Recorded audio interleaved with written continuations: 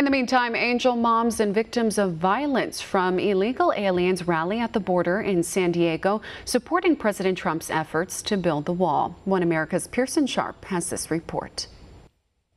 I'm Pearson Sharp. I'm here at the southern border in San Diego, where victims of illegal immigrants are rallying in favor of the wall. Angel moms from around the country gathered at the San Diego border to express their support for President Trump.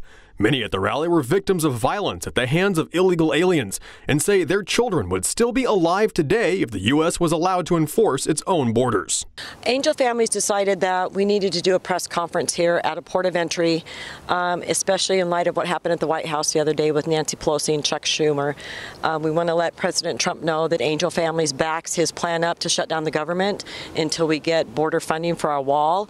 Nancy Pelosi talks all the time about what a waste of money the wall is, but what Nancy Pelosi fails to do is talk about what will happen if we don't build a wall. As far as I'm concerned, my son's life was priceless, and he didn't deserve to die the way that he did. And so this is why Angel Families wanted to come here and make our point and tell our politicians to get off their duffs, that they need to start doing something to protect Americans, and not one more American life should be lost at the hand of an illegal criminal. So a lot of people talk about, they bash on President Trump for separating families, here at the border. But you're here representing the angel moms, mothers who had their children killed by illegal immigrants. That seems like that's the ultimate separation. What are your thoughts on that? You want to talk about separation of families? This is separation of families. My only son, Ronald da Silva, was murdered by a previously deported illegal alien.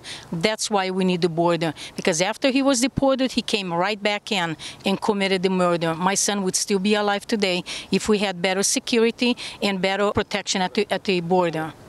Also at the rally was Ben Berquam, president of Fight Sanctuary State and founder of Frontline America, a group dedicated to spreading awareness about the importance of border security. He explained that with over 80,000 suspected terrorists apprehended at the border, the safety of American citizens depends on controlling who comes in and out of our country. If we can't secure our borders, what's at stake here? Our entire country.